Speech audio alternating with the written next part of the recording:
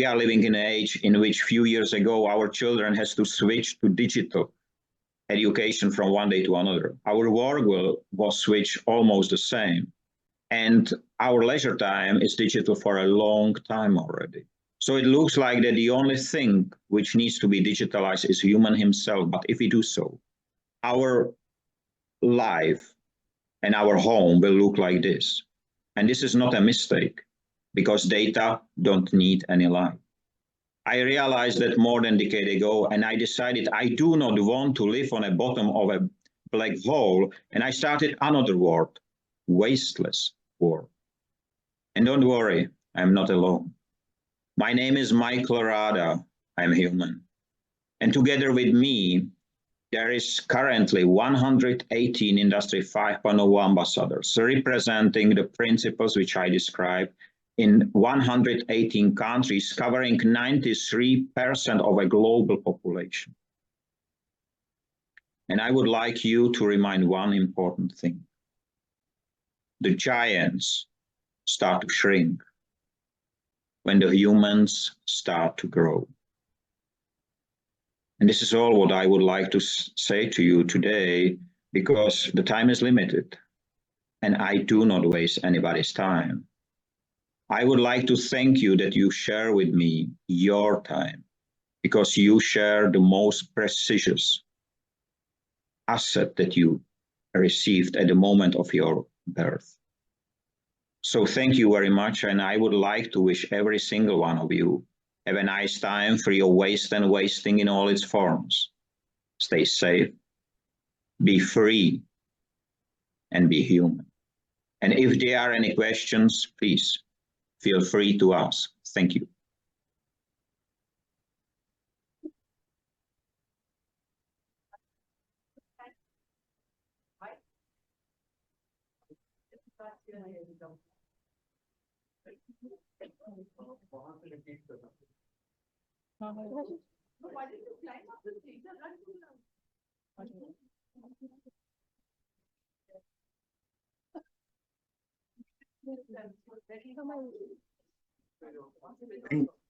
Anchor, please repeat the question.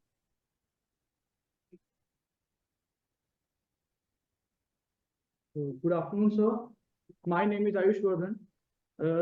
I had a question that even before this term Industry 5.0 you coined, there was waste management and CSR activities by companies.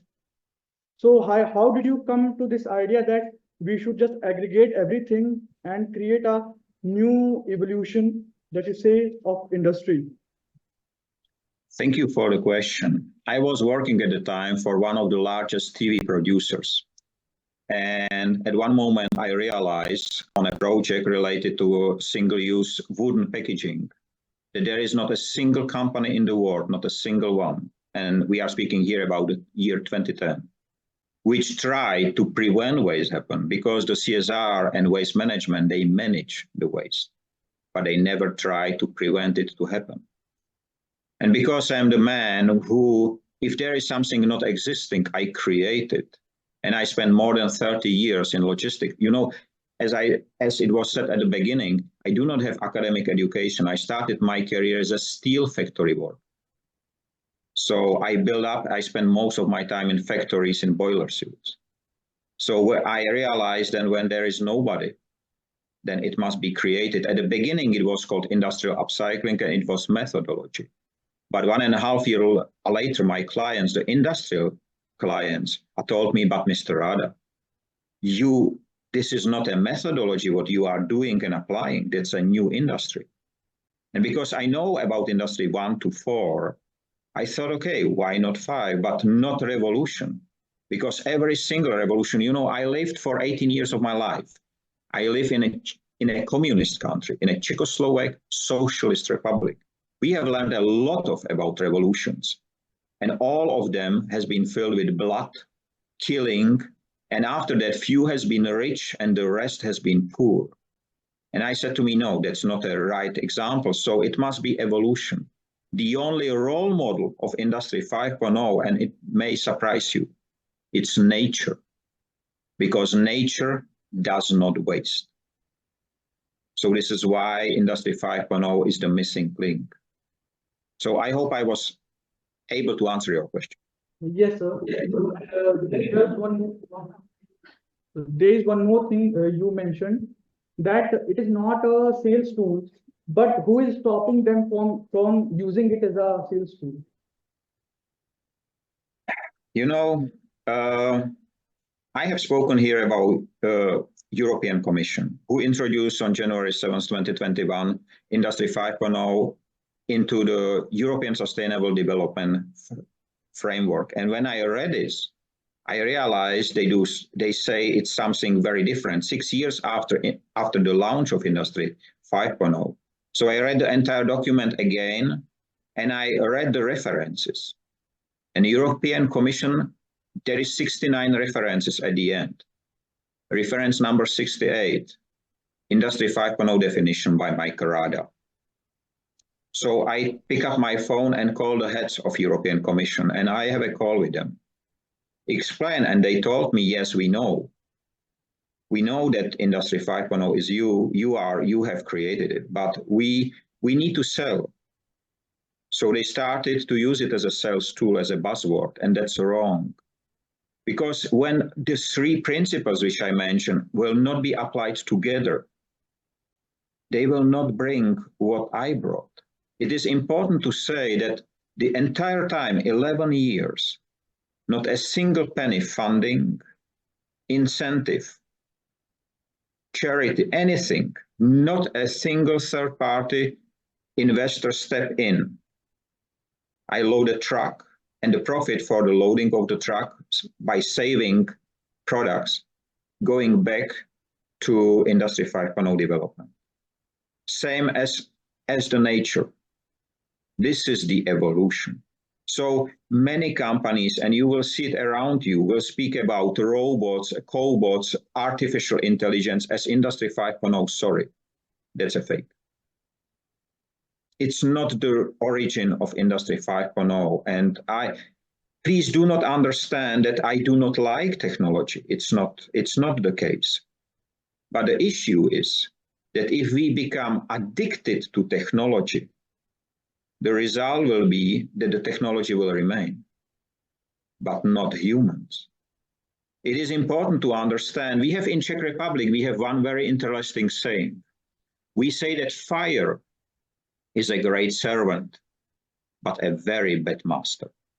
And we are living right now in a situation when AI is starting to become the fire. So we must be very careful how we use the technology. And forever, it must remain in our hands. It must be the tool. And this is what I would like all of you to see. This is why I use at the beginning the example of the E equal MC squared, especially in economy aspect. I spoke with several presidents of nations and finance ministers and deans of universities. All surprised, but all said yes. You pointed out right. Albert Einstein was right. He just did not know that his formula can be used outside of the physics. So hope I was able to answer this question, the second one as well. Yes, sir. Thank you very much. You are welcome. And I would like to say to everyone, if you would like to know more, I am here, so as the ambassador, which is Shivrao Chala in India. And India was really the first country in the world who start to use the term. The only issue is, and this is why the presentation was not named From Roots to Fruits, because still India did not reach the stage of using Industry 5.0 to building India the sustainable global leader.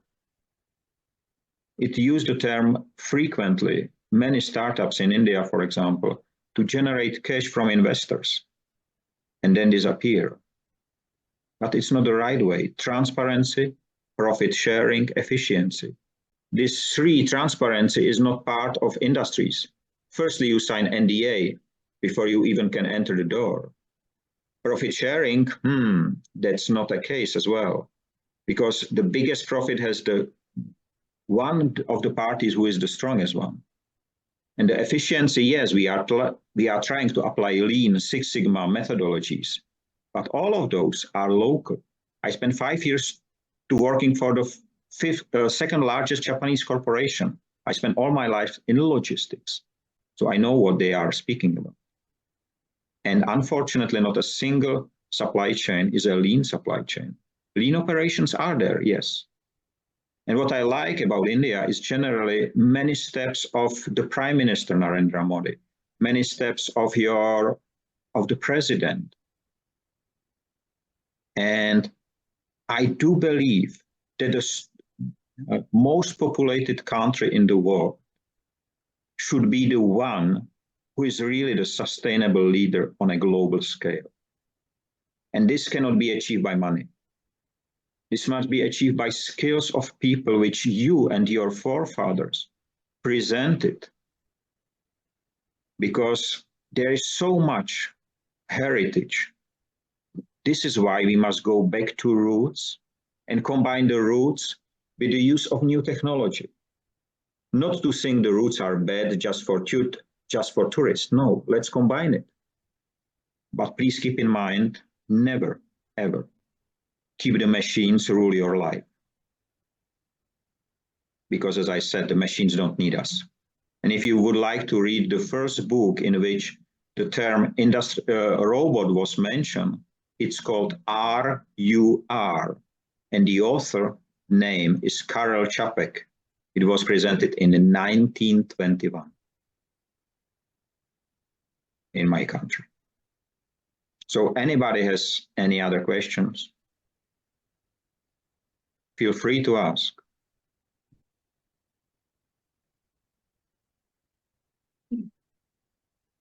And I'm sorry for the inconvenience that you have to go to the microphone.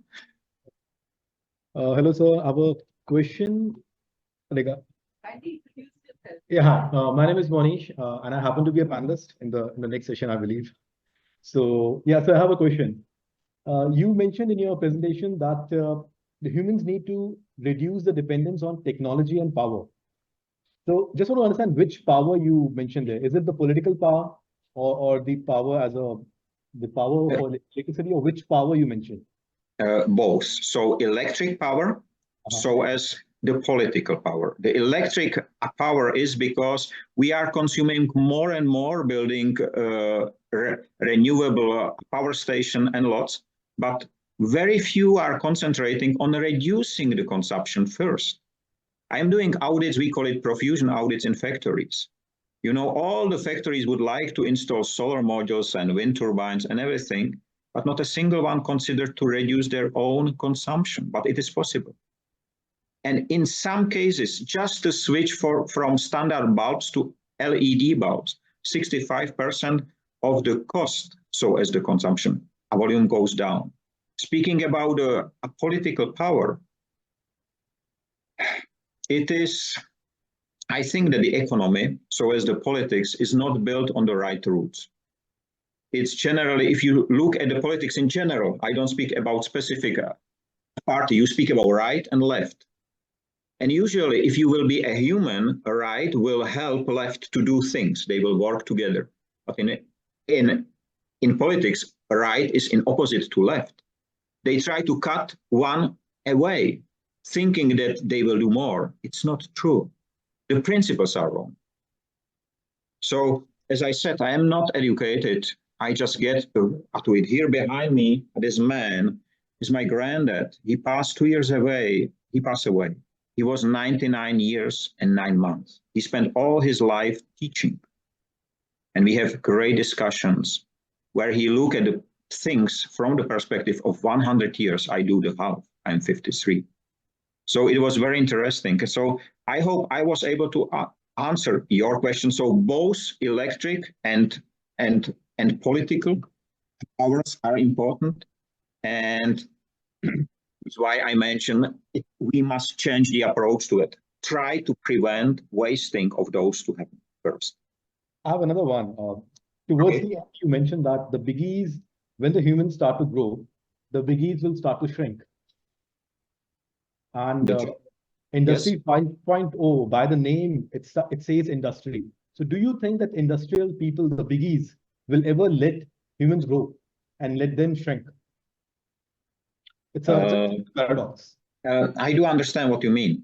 Currently, if you take the European Commission concept, which speaks about human-centric production, but if you look inside the factories, human-centric means that humans do the work which cannot be done yet by a robot.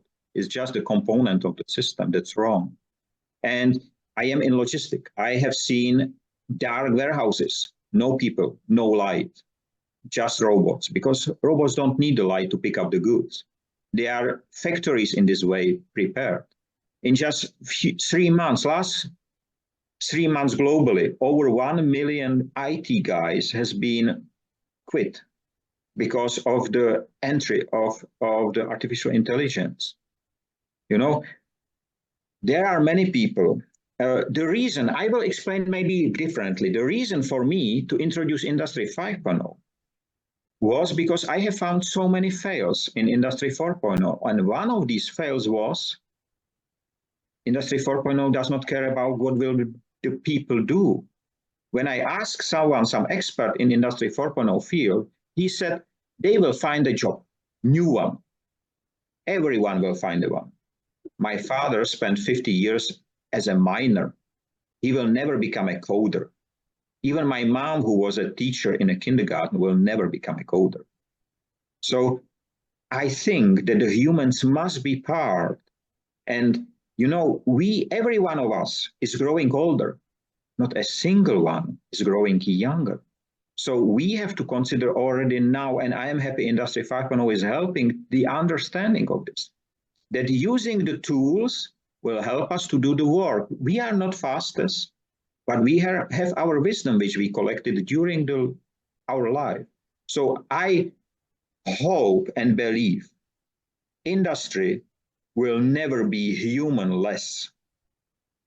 And I do believe that the giants which I name are the big ones. It can be even the politics, it can be Amazon, it can be, so I call these giants to make it simpler, because they aim only money and profit.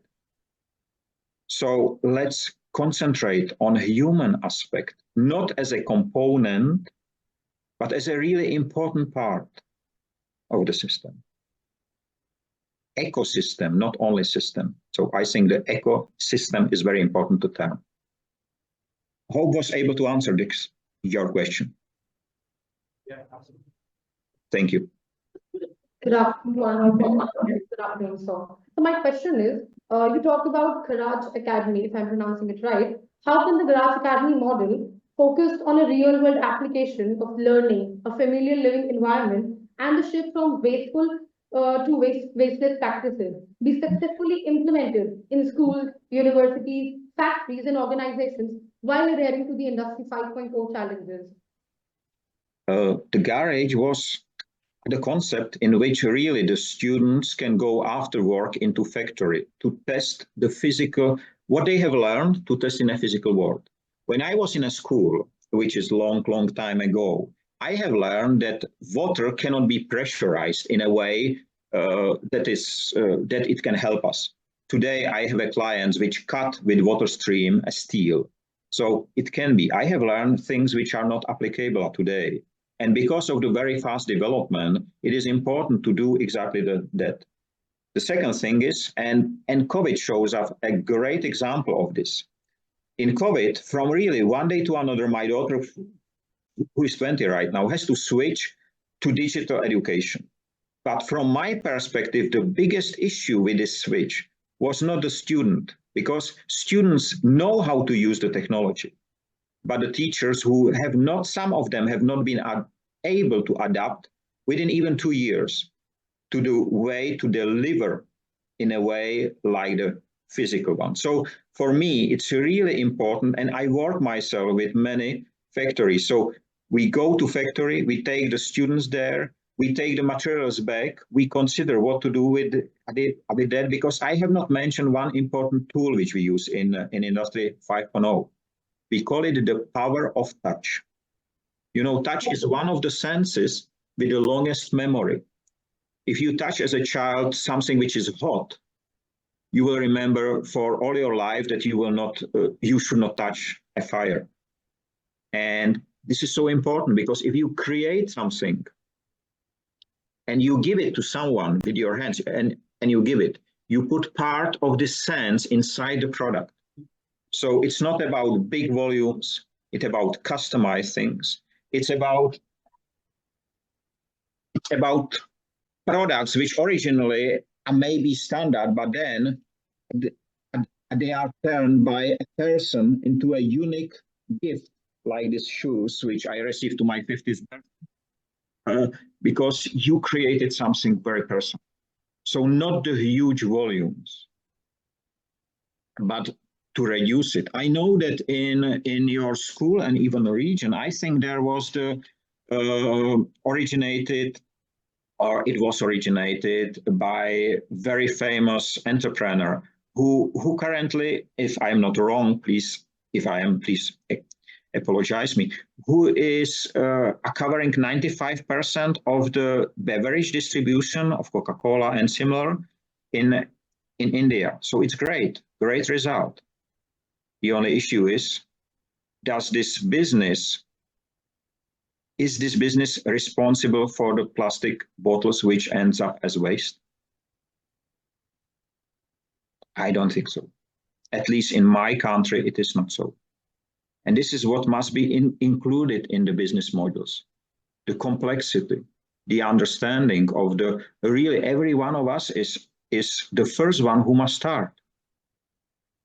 So I hope I was able to answer your question. So there's one thing, like, do you think like wastefulness, I mean, from waste to wasteless is the principle that you want to like adhere to? Do you think that it is, or it will be like practically possible and implemented? Like there are challenges, but do you think there would be an era which is like, I mean, is it possible that era can come anytime soon, or does it lie like way ahead? Yes. The answer is yes, I see it. You cannot see it because you learn right now about the information, but I see it from 11 years of perspective. The companies which told me it is not possible to prevent waste happen today. It is generally the great part, as I said, and I mentioned it in the presentation. For 10 years or 11 years already, I'm asking the CEOs only one question. Do you want to generate waste or profit? You cannot generate both because waste is all the time cost. So if they are not supporting me because of the sustainability is the result of the reason why they support me. And it's not about eliminating the red number connected to waste management, but it is much more valuable if it's not waste. I will use this opportunity that we are on camera. I will show you something which no one probably shows you before. I will show you what is waste, which is very interesting. It's just a 2-minute example. If I will be in the room with you and we meet, usually I hand over my business card, you take it. Everything is fine. It's a standard, but let's erase this memory. And we are again meeting each other and you would like to have my business card. The difference is we are walking to each other and in the middle is completely new stainless steel garbage bin. I come to you, I fall down and my business card fall in the garbage bin. And I do not have any second one. So we look inside, it's new, just the garbage bin, just the business card is there. You said, Mr. Rada, I would like to take it. So I said, I do apologize. I take it out, check it, nothing wrong. I hand it over to you. And just now came the very interesting part. If you take it from me in Czech Republic, you will have a right of 200,000 euro penalty. The reason is that you take waste and you have no right to do so. And just now I will show you something which is linked to the definition of waste, which was introduced and implemented by waste industry in the law. One of the definitions, there are several, usually 3, but one of them is waste is something which you place on a location dedicated to waste storage. And just now I will show you something very interesting. Imagine this is the edge of the garbage bin or container. Here is a business card, here is a business card, here is waste. You see nothing happen with the product. Just according to the law, which is wrong, it becomes waste. You cannot manage it if you do not have the right to manage it. How waste prevention works, you just catch it in the middle. You do not let it reach this edge. You act with it like with a product. And it's a huge change, but immediate impact. Because immediately you will reduce the cost, you will reduce the volume. Everybody knows of you, probably the LCA, life cycle analytics. LCA for us, it's not enough. We do LCI, which is life cycle implementation. And we do it from cups or lights or bulbs up to the entire factories, which can be transferred in another factory or in a building, in shelters, in a stadium. We do it. There is no limit. You know, this is why we have these 5 types of waste. So my answer is yes. And even in India, it's working. There is a university in India, I just do not remember the name, sorry for that, where the students, after my keynotes, they started so-called clean plate project. They go to lunch and they take only so much food they can really eat. And they work with clean plates back. For the first time, there has been just 9. At the end, the entire university started to do so, and they reduce with such a huge impact the volume of food waste that I hope that it will be spread all across the country. And I'm not speaking here about the possibilities to process the food waste, of course, so as any other type of waste. We are right now working on a project with the largest steel factory to reduce the slag in a form of a hot slag for power generation. We will be able to generate from one steel factory almost same power as a nuclear power station as a byproduct, and not a single steel factory in the world does similar. Here you see, I try to be transparent as much as possible to you, because if I will hide this idea, nobody will know about it. So this is the change.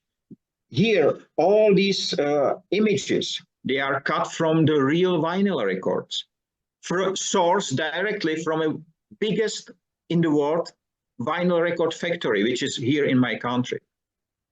But this factory throw away every single day more than 10,000 pieces because of the sound. Sound for them is the main quality concern. If it sounds bad, throw away. The black one can be crushed, but you see here the red and blue. This is our first Czech president. These are colored and they cannot be regranulated because they will never reach the right image and so on. So 10,000 pieces a day. You have seen in my presentation the radish, which I was there explaining.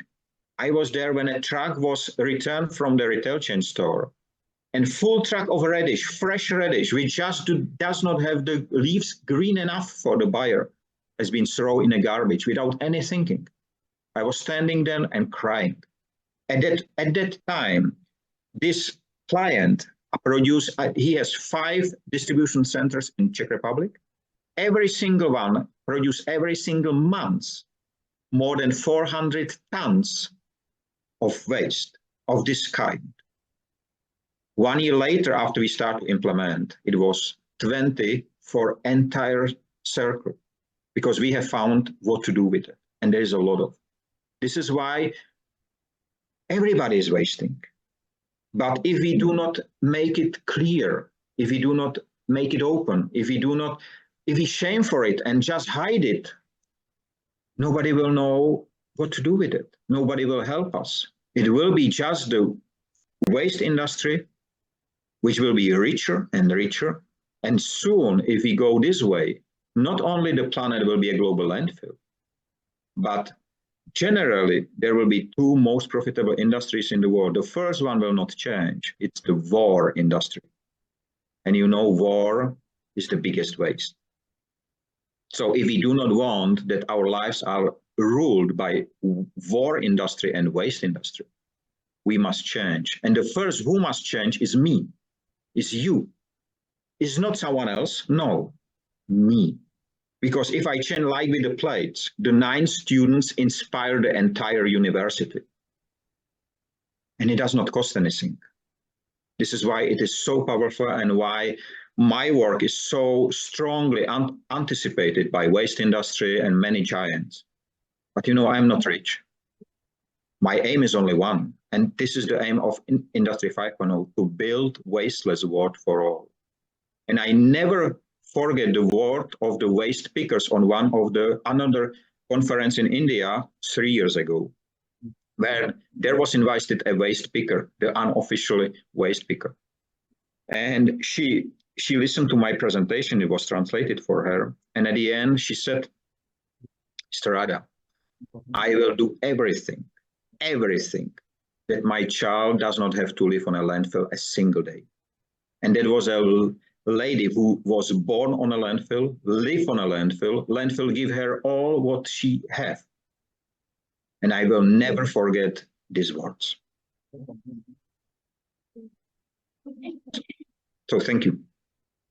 Hello, everyone. I'm Gaurav Gupta. I'm one of the guests here. Sir, I have a question. I actually read one of your article for Industry 5.0 virtual to physical, right? Yes, that's what I want to know the idea behind adding that particular article.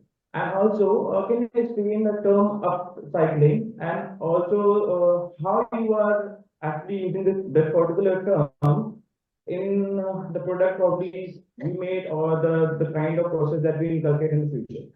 That's my question. Thank you. Generally, you mentioned an article which gave me the right to call myself the Industry 5.0 founder, because I was the first in the world who you know yourself that the article is not long, but I was the first who defined Industry 5.0 in a way, who specified the content. And it was at the very beginning. So this article was published, if I'm not wrong, on December 1st, 2015. So almost 9 years ago. And all of them, I published it because I tested for 2 years before already to apply the principles. I just did not know that it will have such an impact. So this is why I name it. The question about the cooperation between the technology and the human aspects and the principles, it is important, and I learned more and more. One of the very important parts is to break the silos. You know, right now, the industries created their own silos. I will say Tata Steel will not speak with BHL because they are in different segments. But both use, for example, same packaging style for something. So breaking the silos will allow us to communicate much more efficiently. And these are just the silos between the industries, but we have another silos, I call them horizontal. And these are the layers of, for example, of management. There is a senior manager, middle management, and so on. And these people do not communicate efficiently. So if you imagine we have these type of silos and these type of silos, so we created bars behind which we say we are free. We are not. Let's break these silos. Let's break it to exactly what nature does. Have you ever seen a silo in nature? No. The tree does not care whether the apple will fall on the ground or whether I will eat it or some animals, whether it will turn to soil. What is even more interesting, I do concentrate on the topic of the growth for the last few years, I will say. And it is very interesting. We built our economy on permanent growth, but nature has implemented degrowth in their system, in their evolution. Not only the seasons of the year means growth and degrowth, but even every day. The day means growth, the night means degrowth. But we think as humans that we can only grow. It will not work. So this is why I think it is important to understand that degrowth is nothing wrong. it helps to stabilize. And even if you have an apple tree or any other tree, if you look at it, how the fruits grow. So on the top, they grow fastest because they are closer to the sun. And the other one continually will grow. So it's the consumption possibility to there. But right now, if you look at China and at the question of overproduction, which is a stable process in China, they cannot they cannot produce small quantities. They do all the time big quantities. And this is what generally India must avoid, because right now China is facing big troubles because of this system, overproduction, when there is no real consumption. To speak about market demand is a marketing term. It has nothing to do with reality.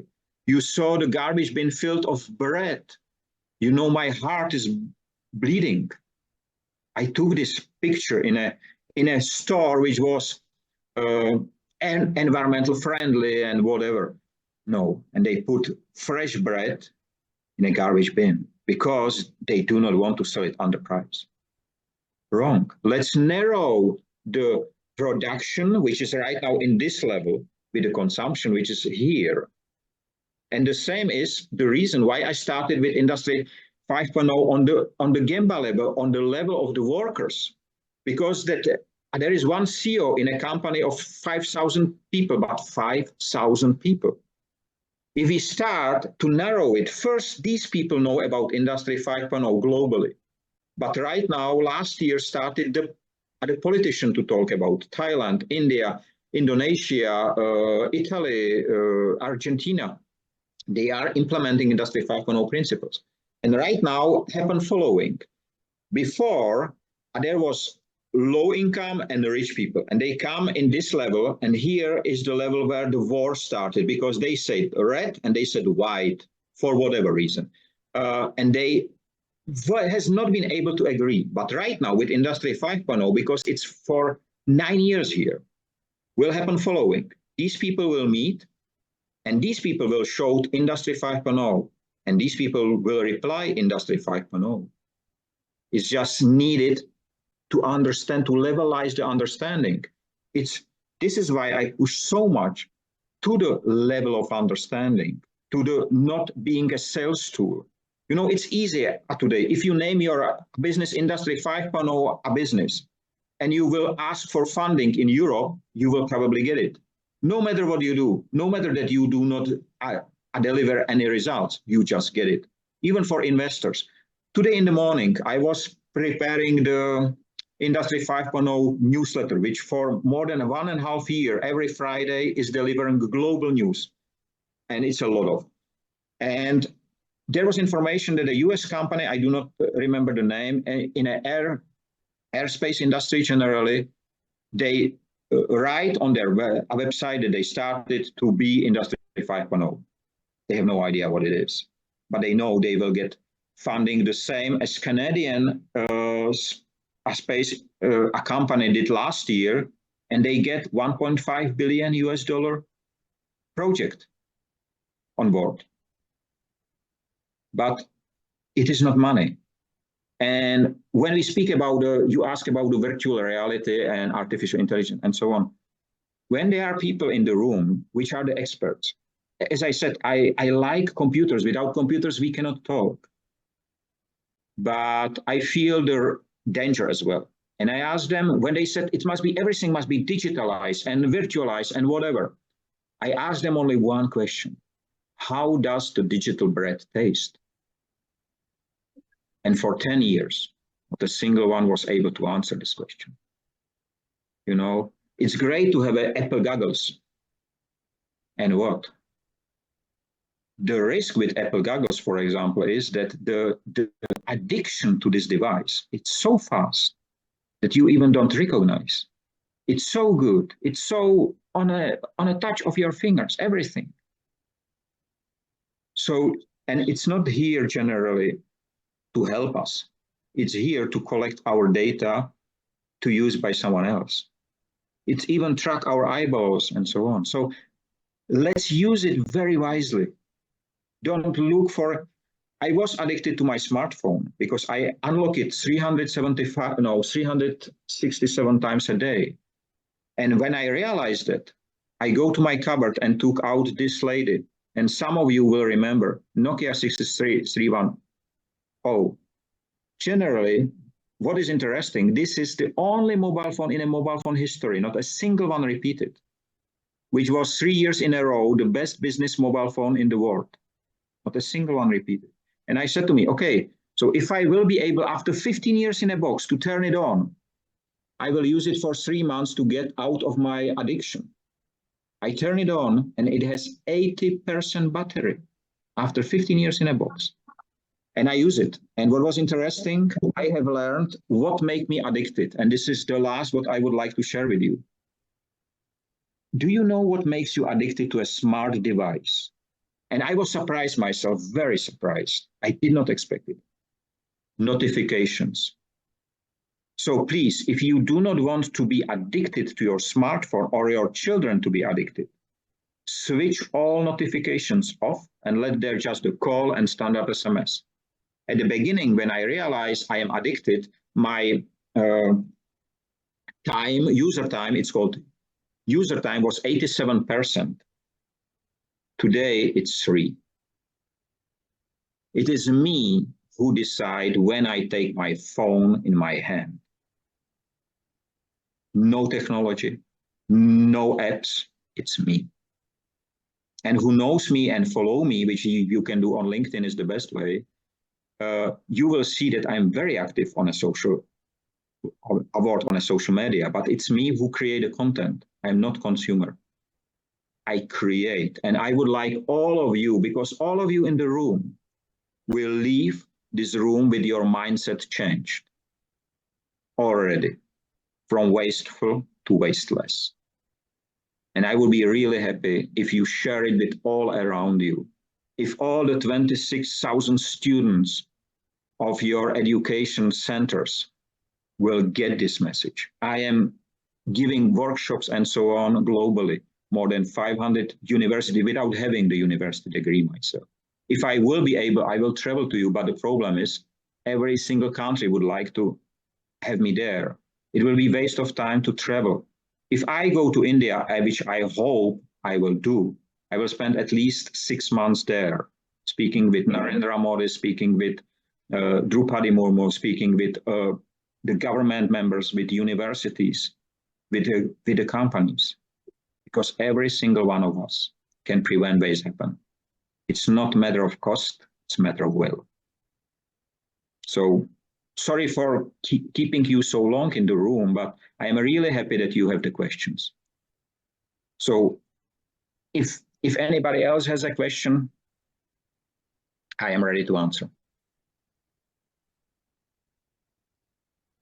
Can we have a huge round of applause for Mr. Nagarwala? Thank you very much. May I ask you one thing? When I end such a great webinar, I usually end it with a sign like this and make a screenshot. Not only me, but everyone. But let me explain what this sign means in Industry 5.0. It does not mean Mike Barada is number one or you, no. It means we follow one aim. And this aim is to build wasteless world for all. So if you agree with that aim, we can make a screenshot, which I will be really happy to share, for everyone to see that your institution and your people are there to support this aim. So 3, 2, 1, smile. Let me check if it's safe, because sometimes I have a problem with saving. Yes, it is there. And as I said at the end of my presentation, I would like really to thank you for all the time you gave me. And I would like to wish you have a great day, free of waste and wasting in all its forms. Stay safe.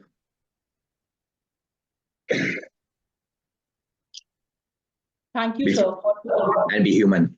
Thank you. Thank you, sir, for joining us in Prague and imparting us with invaluable knowledge and understanding of the subject. Thank you. So we would love to meet you in person and have you in our campus whenever you plan to visit India. Thank you so much for your time, sir. Thank you, and I will be really happy and inform you when I head forward to your beautiful country. Thanks a lot. Thank you, sir. Thank you very much. Bye-bye. I think we should all say namaste to him. Namaste. Namaste.